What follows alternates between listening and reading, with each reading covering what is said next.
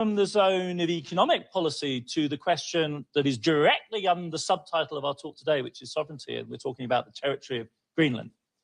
And it's coupled so directly to tariffs. It's a fundamental shock to the system. You can read it off the faces and the rhetoric of every single European politician and business person I've spoken to while we've been here, and we're also getting reactions from around the world in similar tones. So I really wanted to ask you to help us understand, not in a sense what your motivations are, because I get it, like you want Greenland, it makes sense.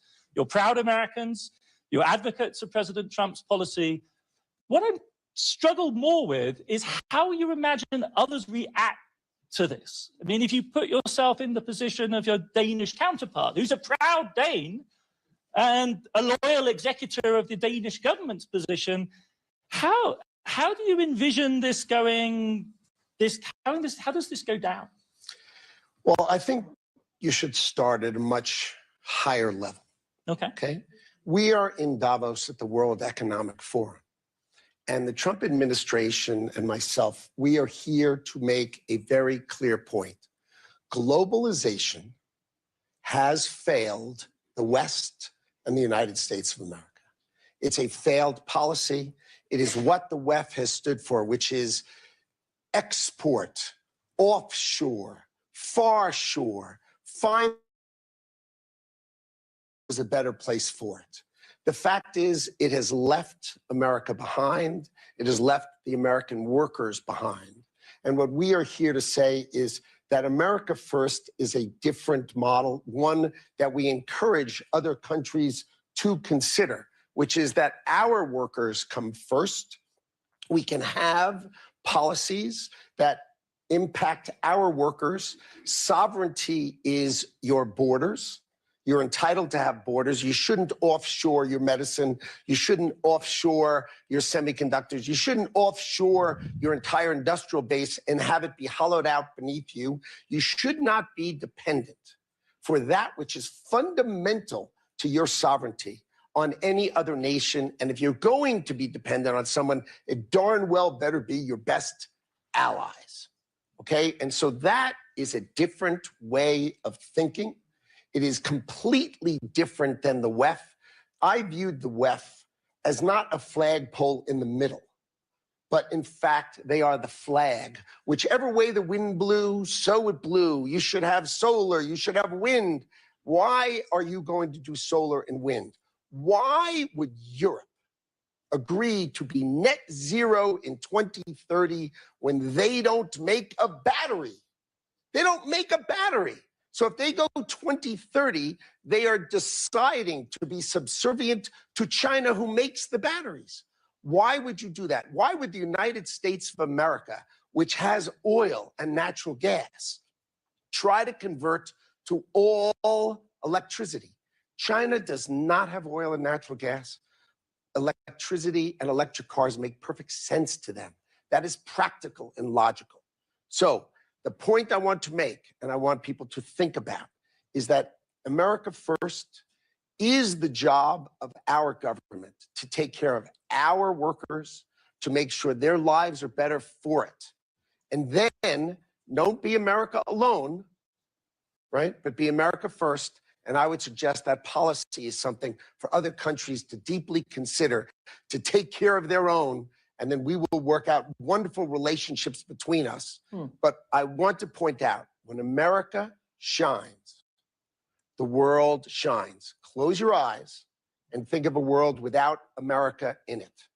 It becomes pretty dark, pretty darn quickly. When America shines, right? And everyone said, oh, you're going to do all these tariffs, you're going to destroy the world. The world's stock markets are up. Which ones of them? All of them. Can I bring you back to Greenland? No. It's unnecessary. It's the Western Hemisphere is vital for the United States of America. Our national security people are on it, and they care about it. And I'm going to leave it to them to address with our allies, with our friends, and with everyone how they work it out. But the Western Hemisphere matters to the United States of America. And the United States of America, as I've just articulated, really, really matters to the world. When America shines, the world shines, because they all need to make sure America is strong and powerful to take care of them, God forbid.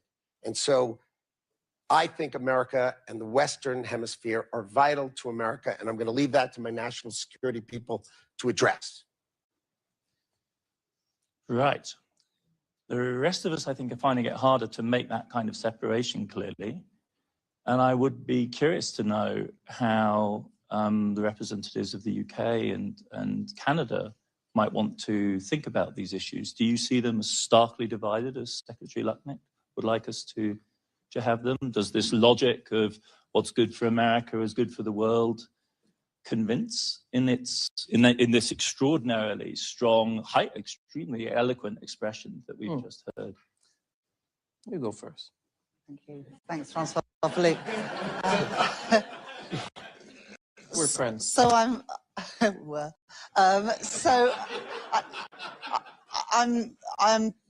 very struck by and taken by the idea of putting your own country first and considering your own security and resilience. I think it's about 3 years ago now that I gave a speech where I coined the term securonomics, which is all about building security and resilience in your economy. And the days when it didn't matter where things were made and who made them were in the past. And that's become increasingly clear since the pandemic, when we were over-reliant on PPE and medicines from abroad. And then again, when Russia invaded Ukraine because of what happened to oil and gas prices. I guess for an economy like the UK, the way in which we will pursue our national interest is going to be different from the way in which the US pursues theirs. You are a much bigger economy, and we can't do everything on our own, and nor should we try to, because we'd end up doing nothing well. But we do have real strengths in the UK, in our defence sector, in life sciences, in business and financial services. But we do rely on our allies as well. And even a country as big and as strong as America also relies on its allies.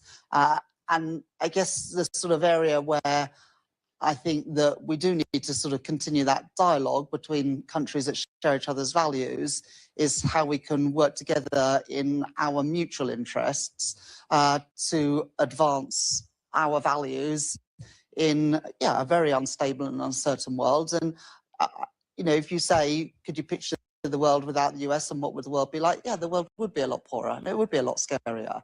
But you've also got a lot of allies around the world. In the United States, Britain, I hope, I believe, is your strongest ally. Always has been. First to do a deal with us, and we love you. We do. Thank you very much. Feeling is mutual, but we do need to think about where the threats are and who our friends are. And I think that's probably more stark for smaller economies. But even for the US, when you think about, I was in the States, as you know, last week for a meeting of G7 plus a few other finance ministers to talk around critical minerals. Now, you do have some reserves of critical minerals, but not everything you need. 90% of your critical minerals at the moment come from the US, from China. You need to wean yourself off those. Sure. Yeah, but you won't be able to do that without the help of Canada and Australia and other countries. And so for all of your strengths, we do also need to think how we can preserve some of the things that the US has benefited from in the NATO alliance and the Western alliance, not because it is the benevolent or the right thing to do, but because I profoundly believe it is in your country's national interest. The other thing I just wanted to say, Adam, in terms of sort of building security and resilience, but for my country, it's about our industrial strategy, where we're really focusing on these sectors where we are really good. But we're not going to be a semiconductor superpower in the UK. That's not realistic. So it's but we've like got friends. biotech. Yeah, life sciences, biotech, financial services, which is obviously absolutely crucial for financing things like the exploration for critical minerals and the extraction of those critical minerals. We've got real strength with the London Metal Exchange in London, for example. But although we have some reserves of lithium and tungsten, we're not going to be a big global supplier of critical minerals. So we have strengths. Defence is another one. And our trade strategy is also around our security and resilience, where we are trying, and this is different from the US approach, I absolutely acknowledge that, we are trying to reduce barriers to trade. You know, we've done trade deals this year with you, with India, with Korea, and we're also reducing trade barriers with the EU. There's more that we want to do together between the UK and Canada. We regard it in our national interest to reduce cost of living for people in Britain, but also providing more opportunities for businesses in the UK to then export around the world. And, you know, energy security is important to us as well. We do have some reserves of North Sea oil and gas, and they will be important for many decades to come. But we are a net importer of oil and gas. We do have, because of the shallow waters in our seas, big opportunities around wind technology. We don't have what you have in the US, and so we've got to find our own way to boost our energy security. And we strongly believe that renewables is a really important part of that mix, as is nuclear. There hasn't been sufficient investment in nuclear for a long time. We've signed off Sizewell C, big nuclear reactor, as well as small modular reactor in North Wales. So, you know, that security for us is around energy security, our security through our industrial strategy and our trade strategy as well. So I think a lot of, you know, shared analysis of what the problem is. The solution is going to be different in every country. But what I would urge Howard and others in the administration just to think of is how your allies can also help you achieve your objectives, which I think are in your national interest, as well as helping all of the Western world to thrive. Can I begin, Mr. Sure. Well, listen, it's a real pleasure to be with Howard and obviously Rachel and colleagues. I like the way Howard started. You know, it's the worker first and how we rebuild industrialization. And you're right. You know, you've been looking at that. And I think today, and I chaired 10 meetings of the finance minister of the G7, perhaps last year, with Rachel and Scott and others to try to figure out, you know, the way forward. And one thing, and goes back to Howard, I think that the world see a better, clearer nexus between food security, energy security, economic security, and national security. I can tell you as finance minister, I've never talked as much about national security as we did before, for some of the reason that Howard was mentioning. You know, we've become too reliant and less resilient. So how do we build resilience in the system? I think has been a significant thing. And nostalgia is never a good strategy. You know, I keep saying we're entering the second quarter of the 21st century. And the next 25 years and beyond is not going to be like the last 25. So you cannot look at the past to try to chart the future. And I'd say the 3S, which I call the speed, scope, and scale of change, is quite unprecedented. You know, some would say you have to go back to 1945, the fall of the Berlin Wall. It's everything. It's geoeconomic, geopolitics, supply chain. It's AI, it's quantum. It's a lot of things at the same time. And when you realize that, as we've done, is how do we, between partners, allies, and friends? You look at Canada. I mean, geography has made us partners, allies, and friends. We've been blessed by geography. We share the continent. We've been trading with each other. We've been exchanging. Actually, we're one of the biggest customers of the United States. We buy more from the US than China, Japan, and the UK combined. So 2/3 of the United States of Canada is their first export market. So we've built that integration. But what Howard was making a point, and Rachel, is that within that, we also need to build more resilience in the system. You know, we had to do a step change. How we're going to be, a major supplier in terms of critical minerals, in terms of energy, the things that will matter for the future. And what we need now is scope and scale, because I think what we're facing now is a rupture point where we need to change the future together. And I would say, when I look at Canada, you know, we're still a big magnet for talent. I mean, like the United Kingdom, Rachel and I were in Downing Street recently and looking at the talent piece. And if you can attract the right people, you're going to have the right economy, and you're going to have the right strategy, the right prosperity. The second thing I would say, you need strong industries. And I think that was the point of Howard. You need to make cars, you need to make ships, you need to make planes. You need to have that industrial base that is going to ensure your resiliency, whatever happened in this new world. And I'd say in terms of critical minerals, it's true with our G7 colleagues. We said we cannot let uncertainty become the new certainty. So how do we, make sure that we improve the resilience in the system. And we've seen what other actors have been trying to do on critical minerals. So we need to learn from that. And we've said, let's have an initiative to make sure we'd be more resilient. And for us, it's about how can we be the best possible partners to our friend allies so that no one has a choke point when it comes to that. Yeah. The fourth thing I would say is around energy. I think that we have been for decades providing energy, but I think now we're stepping up in a big way. And I think it's a good thing because you want, at the point of our in the United States, they want partners to be resilient. They want partners to be, they're fighting for their own peace and for their workers. And I like it because we're all doing that, but we all need to do a bit more. And at the end, I would say when you're Canada, we have free trade with all the G7 colleagues. So I think we're in a unique position to work in a very concrete way to build the resilience in the system that I think going back to the worker, the point of our word, we're all going to be benefit if we're more resilient, if we're more coordinated in what we're doing, and realizing that each ally and partner can bring something to the table. And that's what we're trying to build. If you're looking at the next quarter, that's really the wake-up call, I think, that we all receive and that we need to act upon. Can I turn to our representatives from the private sector? Brian, ahead of time, we were talking about how, from your point of view, you think it's critical for countries to think about attracting foreign business. You were giving me a very interesting analysis of the way in which you thought that countries like Canada or the UK might be well advised to play this game of attracting foreign capital.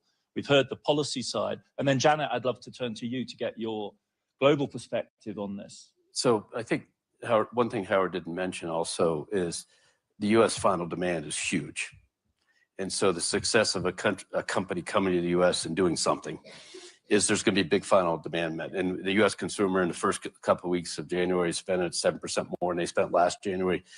We've raised our estimates for U.S. economy from 2.6% GDP to 2.8%. We're bullish, and we think higher. That's net, Howard. So you got to, but with a 5 or 6% growth, frankly, which is a lot of activity. So we're bullish on that. But what I was saying earlier is that the tricky thing to figure out, and I've had discussions with Rachel and her colleagues over the years, is how you're the best place. If you're England, and she pointed out the financial services is a major industry for them, you have to think about how you're the best place for firms like ours to operate, who are not running retail banks and not running, so that they can go to the whole world out of that.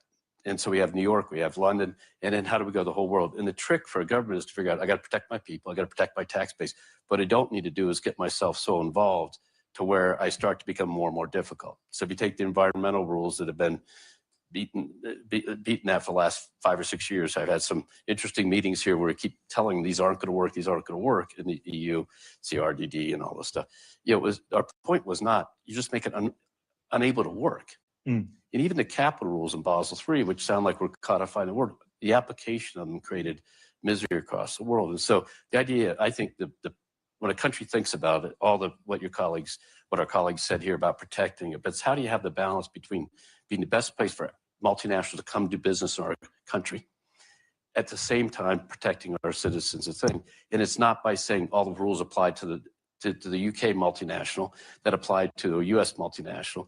You got to sit there and say, how do I tailor this thing to make it work? Which is a bit what Howard's saying. They're going to bring fabs here. We're not saying you have to become a US company to do it. They're building, this major fab. She's talking about one up in Syracuse and et cetera.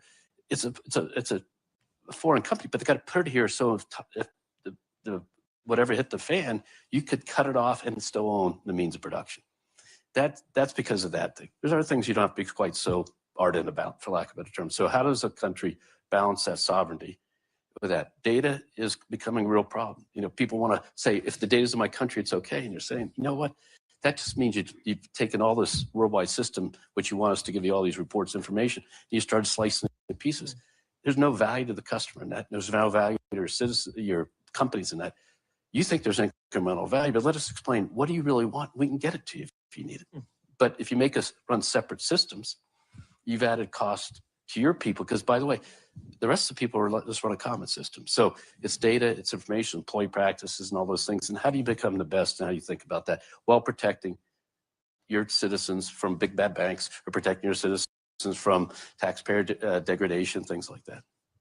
That's truly fascinating. Janet, do you want to give us your... So first, I'll just start with, we're a global organization, 400,000 people. We operate in about 150 countries and territories. And so, globalization for us has been there for a long time. And, you have to work, with how do you deal with local rules and regulations? It's no different than the financial services industry. Politics, economies, demographics, all different.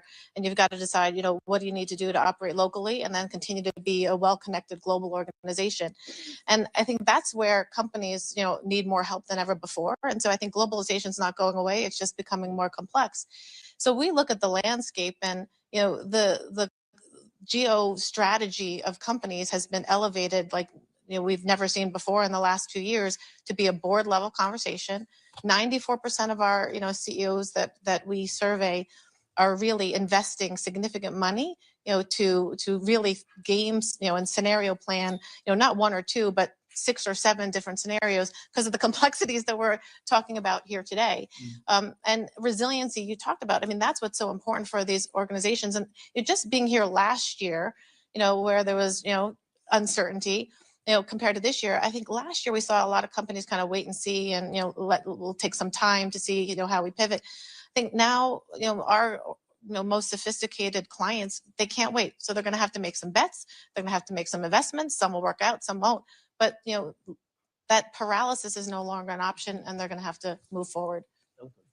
Can I double down on that and ask both of you from the private sector, whether you are seeing already, just expanding on the point you've just made, where is this tipping point coming? Like, when is the private sector globally or in the US, where are you seeing the flows shift? Because I'm a policy wonk kind of person. I'm always talking up the story. So the politicians have a stake in also, in some sense, talking up the story because you need programs. The visions of the Trump administration are astonishingly bold. And then what I'm always kind of with my economist hat on, I'm wondering, is this really happening? Like, is the shift in the flow really happening? Just think about the ability to get a deal done. The ability to get a transaction done.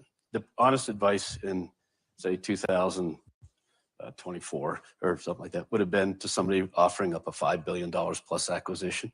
Think twice because this may never get approved. And what are you going to do to your company while you wait? Okay. That's completely changed. So last year, 25, was the second highest investment banking year of deals getting done. Absent the pandemic recovery year where every debt financing went crazy. So, and next year we think it's bigger. That means that you're unleashing the competitive forces of acquisitions and all the deployments and investments. So the capital markets are open, the financing's there. And so I think if we can keep enough certainty, to your point about that, just keep the rules clear enough.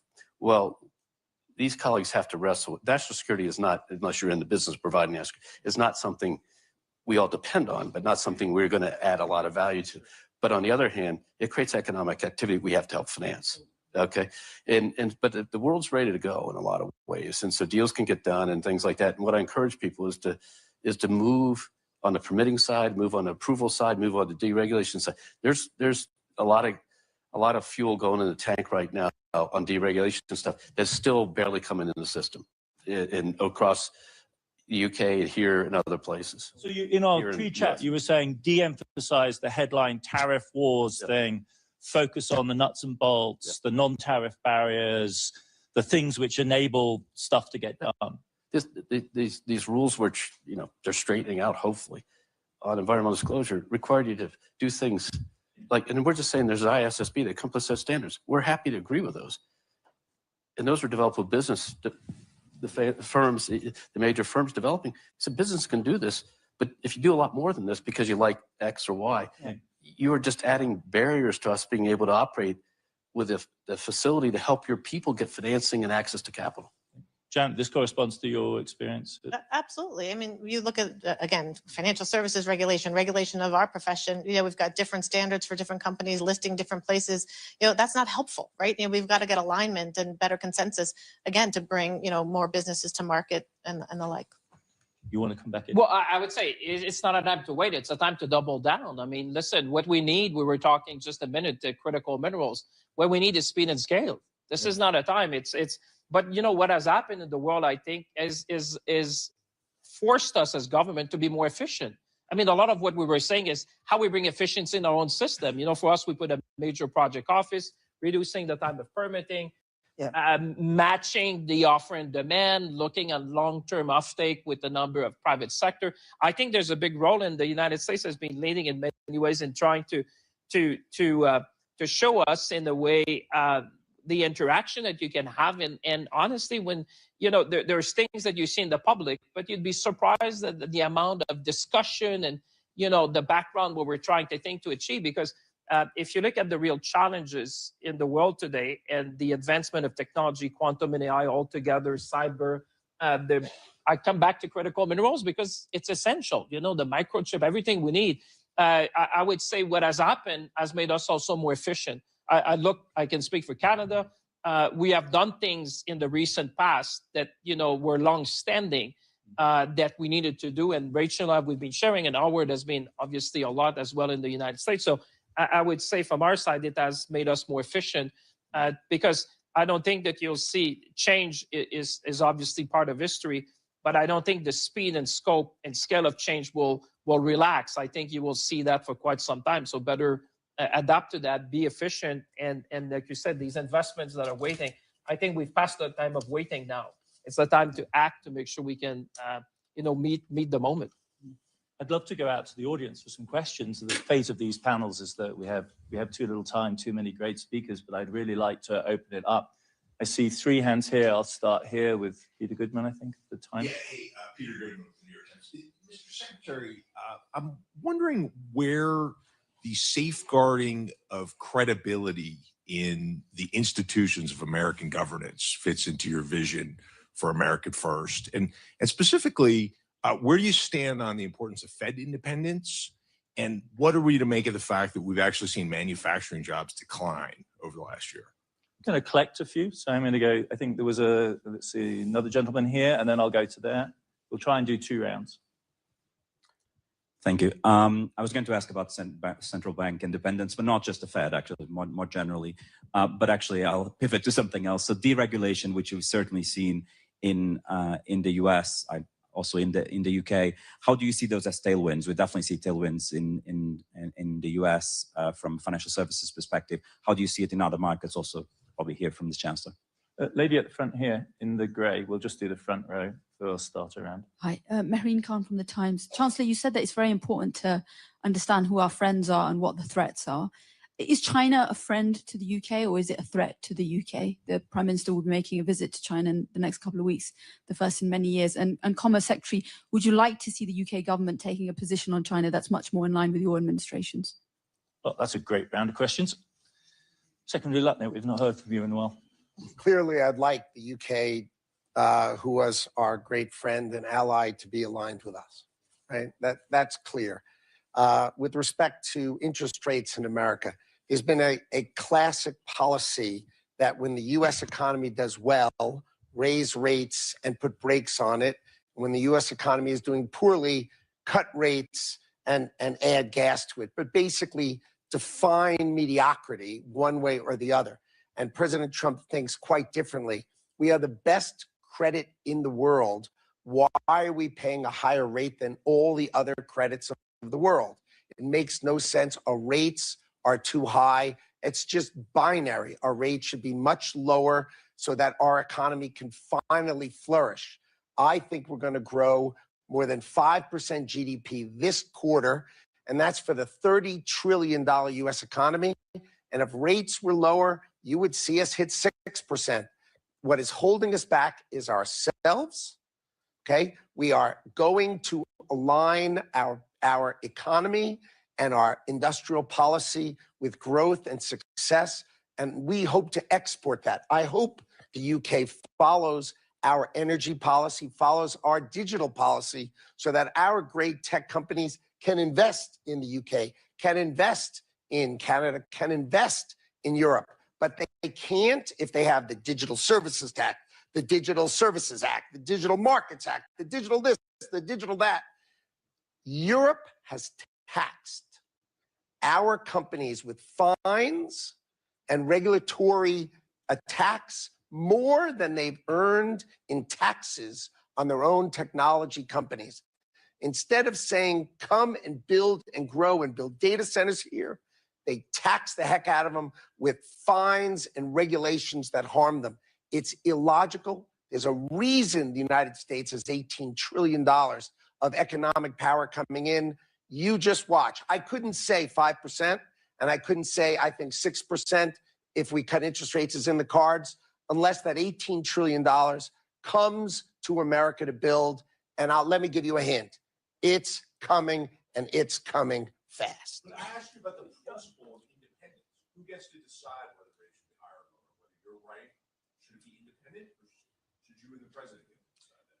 Well, thank you for putting me in it. It has nothing to do with me, but thank you.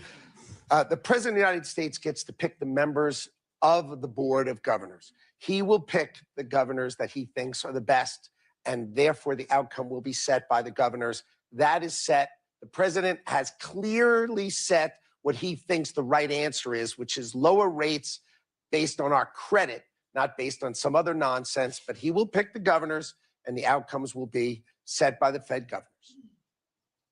That I find illuminating in the sense that it's the sheer drama of your vision of potential American growth that helps us better understand the stakes in the struggle over the Fed. I think that is actually, for me, quite an illuminating answer. It segues very well with the AI discourse as well, about the urgency of the current moment and the coincidence of the AI boom with the first year of the Trump presidency. As a historian, I think we'll look back on as a hugely powerful moment. We had a bunch of really other interesting questions. Maybe Chancellor Reeves, you would like to pick up the question from Marine Khan? Yes, first of all, I'll say something about central banks, though. In the UK, with this government, we very much believe in the independence of central banks and indeed respect for wider economic institutions. It's only 3 and a bit years ago that a previous Conservative Prime Minister and Chancellor spent months undermining the Bank of England, didn't allow the independent forecaster to do a budget forecast, combined with a load of unaffordable tax policy, sent interest rates soaring in the UK, inflation was unleashed and pensions were put in peril. And so we very much believe that even though, of course, we would like interest rates to be lower, we have to get inflation down to get interest rates lower, which is why we're taking £150 off of energy bills for all UK households from April this year, freezing rail fares, freezing prescription charges to bring down inflation, which is currently at 3.2%. Bank of England think it will be back at target by late spring, early summer, and that will enable the Bank of England to not taking shortcuts, but enable the bank to cut interest rates. On Antonio's question, I was laughing a little bit when people were talking about deregulation. Antonio and I, when I became Chancellor, would message each other regularly about development, I think in Horsham, was it, in Sussex, where you had some microscopic snails that as a result were stopping any houses being built. You know, in our regulatory system, we cared more about microscopic snails than we did about young families and first-time buyers getting on the housing ladder. Well, Antonio, I think you can confirm that has changed now. You are building those houses because we've changed the rules and regulations. We're letting people build stuff in Britain again, whether that is energy infrastructure, transport infrastructure, housing for our people, you name it, the data centres. And, you know, Ruth Porat, who was here this week, and others at Google and all of your big US companies are building data centres in Britain because we're making it easier for them to do so. And we don't have the regulation that some other countries have, which makes it easier to do business in Britain. But we absolutely recognise that challenge from business to make it easier to get stuff done.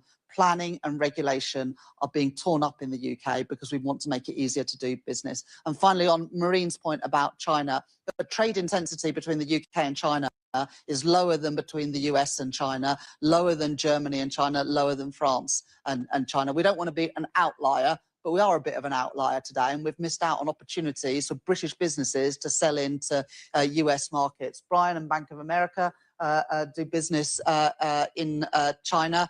We want to help British businesses as well to be able to export to those fast-growing markets. That's in our national interest. but we also need to make sure that we use that relationship to challenge where necessary in a whole range of areas, including on areas such as dumping and the lack of respect for some rights of activists like Jimmy Lai, which we raise regularly with the Chinese. But you've got to be in the room to be able to have those conversations. You're not always going to be able to agree, but if you refuse to engage, then you're unable to have those difficult conversations too. If I may, I'll go to another round of questions. We've got people queuing up in the audience. The gentleman here smiling at me with a tie, woman here in the check top, and then gent here in the middle. Oh, have we got over here? We'll do 4. Okay, where you go? Joel Hills from ITV News. A question for Mr. Lutnick, if I can, from the UK, Mr. Lutnick.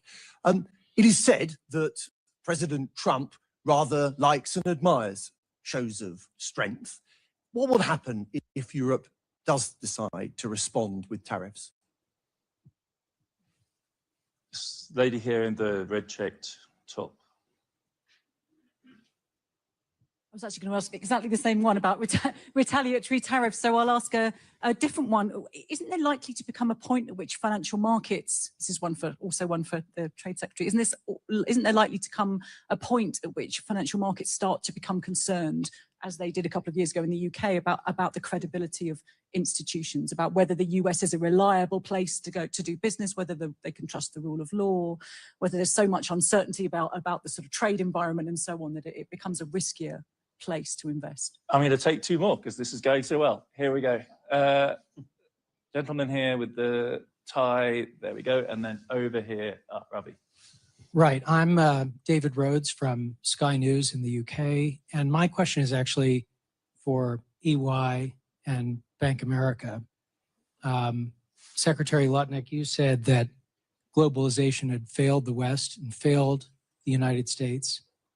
And you said it's left America behind.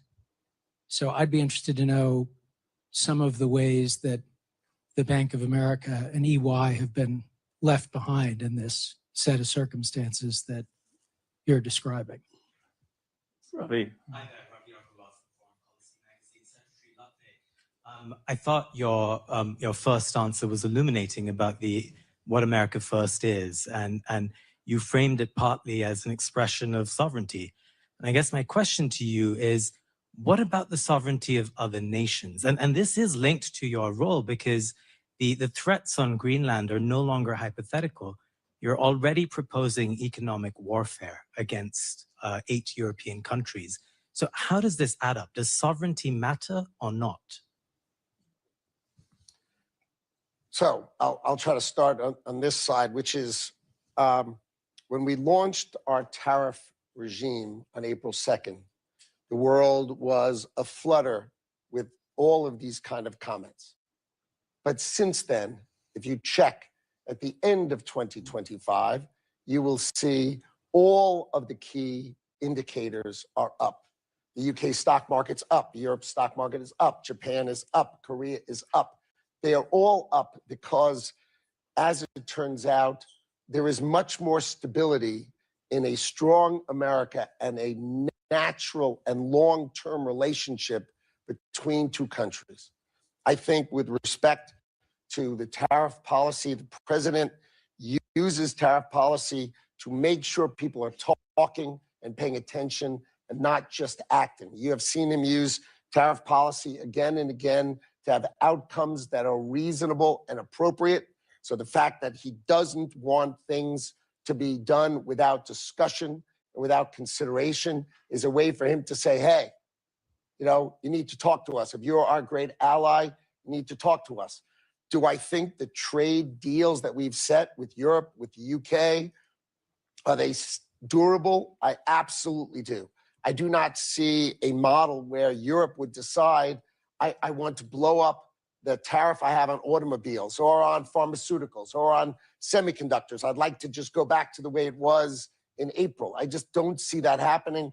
What I see happening is diplomacy and talking and at the table rather than action, which is something I think the president cares about and is important to the president. And I said, I will leave that to my national security people. But the president is clear, minded and clear of thought. He feels, and he's talked about this for 30 years, he has felt that the industrial policy of the United States allowed it to be hollowed out, and that would be true of Britain, and that would be true of Europe, that all of this has moved to Asia, right, where they make everything and we just buy it. And that has got to end. We need to produce things in America. We need to produce things, and we encourage the UK to do the same, right? And you agree. It's not as if we disagree. So that's the history.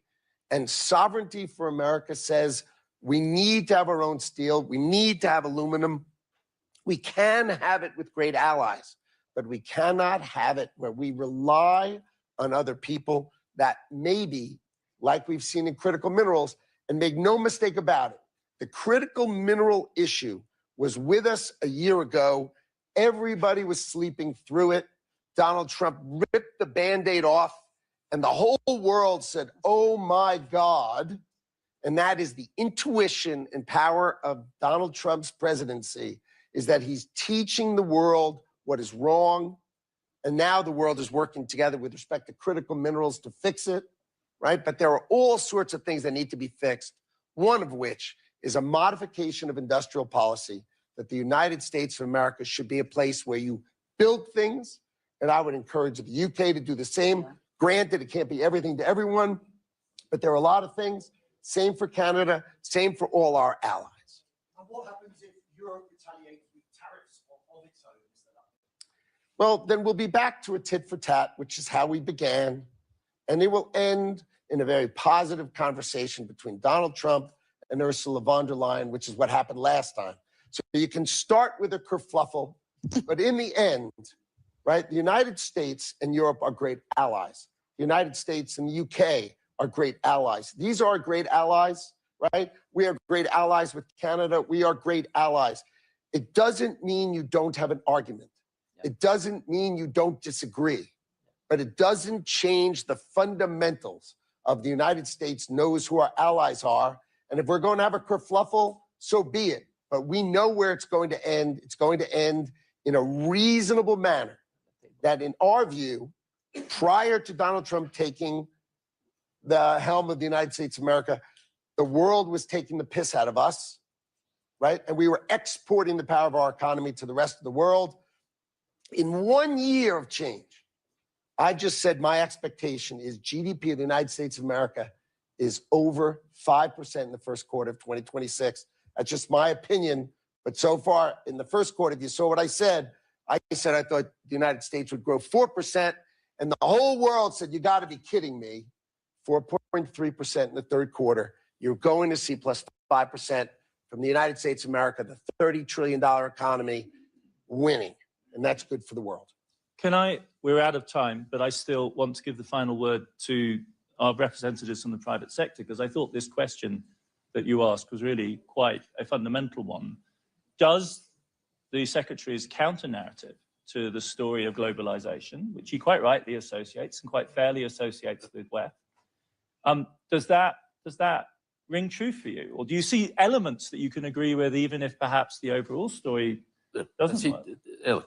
As he went through the pieces, the national security pieces, manufacturing job content as a percentage of all content, even though we're a very services-oriented economy. It's not that America hasn't done fine. It's a question of, do we have the pieces today that we need to be successful on the dimensions of defense, national security, dominance of what the next big arc is, which is AI and technology implementation, and the power to build that, the power to know you have it. Rachel mentioned something earlier which didn't pick up, which was the supply chain precision and efficiency. We all learned the lesson in COVID. Mm-hmm. When you woke up and you didn't have personal protective equipment. The idea that all the masks for surgeons to conduct business in every hospital in the world were coming from like 2 places. And that's not a sensible way. And was it 10 cents cheaper, 15 cents cheaper, $1 cheaper? So I think the question is really job content, which is, the workers. I grew up in a small town in Ohio, and so I've seen that happen. This job content. It's also what you need to make sure you really have ownership of. And then the other stuff, you know, this shirt, you can be more flexible on, you know, and that's the history of the Northeast having the shirt making industry, the Southeast having a shirt making industry, and then offshore. But the designers and the thinking about it, making it wearable, you want that on your shore. And I think, so I think it's, but our country's been successful. There's no question. The question is, can we be successful in the next big arc? That's the question, and that's what Howard's trying to articulate. I think. I don't want to put, I would never put words in the hammer's mouth. But I think that's what he's trying to say. Can I give you the last word? No, and honestly, from my perspective, I look at what our clients are coming to us on, and they want, you know, greater collaboration across the globe on things that matter them and to impact them. And they want us to have a stronger voice to help bring that type of collaboration, to our clients to make it easier for them to do business. You know, Brian said it earlier. Larry Fink asked us in his opening address to kind of raise the tone of the conversation here and to be willing to engage in, if necessary, quite forthright argument. And I think our panel has squarely met that challenge. I'd like to thank everyone here for contributing, and thank you very much for the fantastic questions.